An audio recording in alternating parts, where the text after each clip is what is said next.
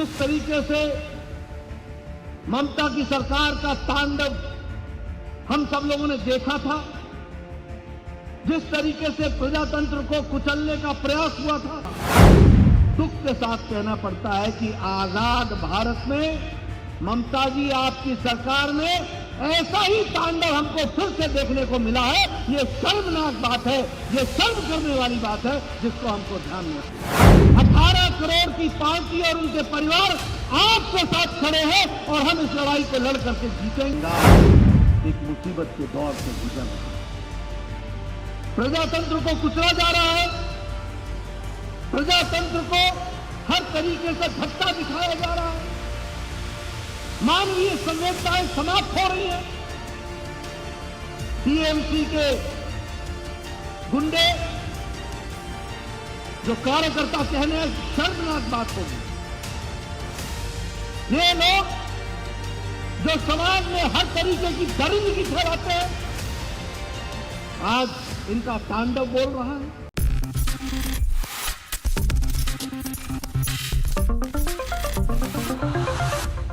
Party के प्रदेश के अध्यक्ष डॉक्टर सुकांत मजूमदार जी, हमारे विपक्ष के नेता,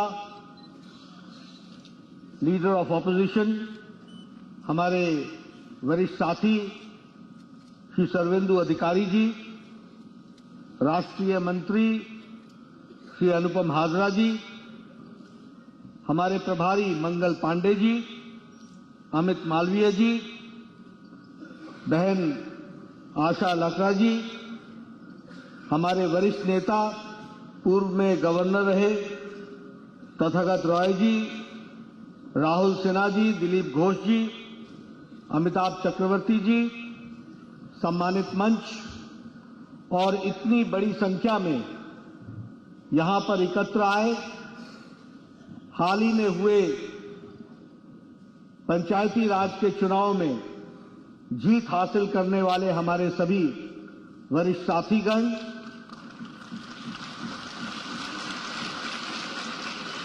मीडिया के मेरे साथी, प्रिंट मीडिया और इलेक्ट्रॉनिक मीडिया के मेरे साथी, आज मेरा ये सौभाग्य है कि मुझे आज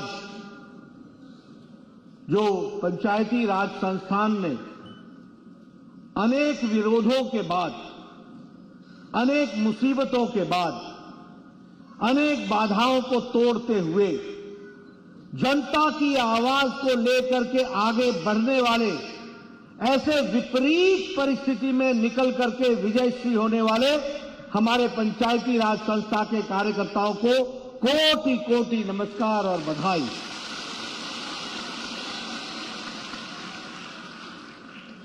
मित्रों, जब मैं विपरीत परिस्थिति में आपकी जीत के लिए आपको बधाई देता हूं, वहीं जिन लोगों ने इस पंचायती राज चुनाव में अपने जान को आहूत किया, जिन्हें जान गंवानी पड़ी, अपनी जीवन लीला समाप्त हुई और बड़ी संख्या में हमारे कार्यकर्ता घायल हुए। अभी अभी हम लोगों ने दो साथियों का, एक बहन और एक मेरा भाई, उनकी व्यथा हमने सुनी। इन सभी लोगों को, जिन लोगों ने अपनी जीवन लीला समाप्त हुई, उनके परिवार वालों को ईश्वर से प्रार्थना करता हूं कि उनको ताकत दे कि उस दुख को सह सके, और जो लोग घायल हुए वो जल्दी ठीक होकर के फिर से इस प्रजातंत्र और बंगाल की रक्षा के लिए आगे खड़े हो, ऐसी मैं ईश्वर से कामना करता हूं।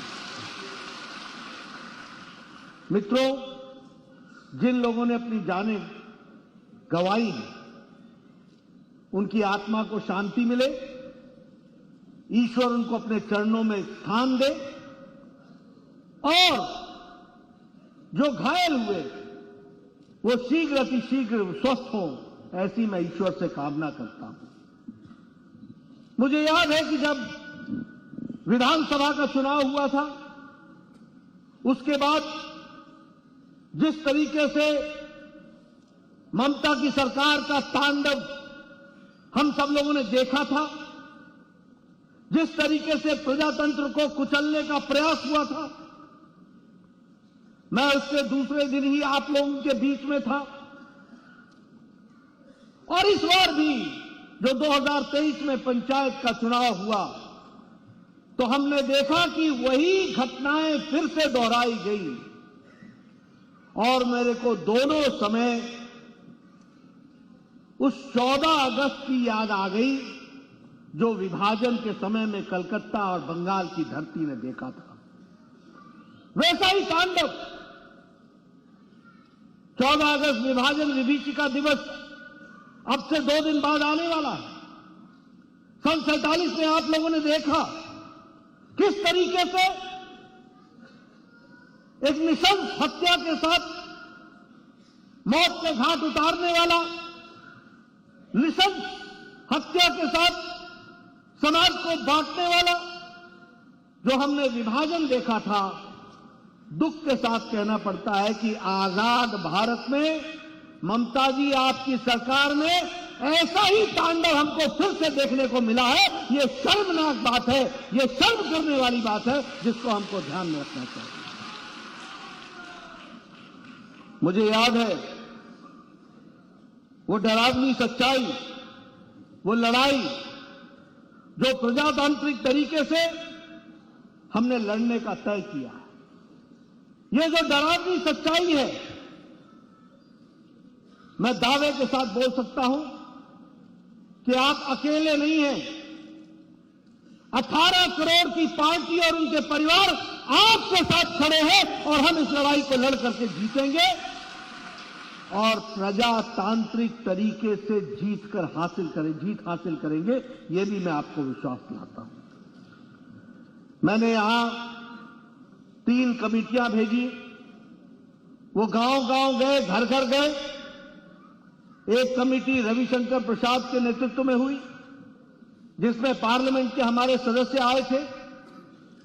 एक कमेटी विनोद सोनकर जो सांसद है उनके नेतृत्व में हुई थी, और एक महिलाओं के अत्याचार को जानने के लिए एक महिलाओं का डेलीगेशन सांसद और हमारी उपाध्यक्षा सरोज पांडे के नेतृत्व में आई थी।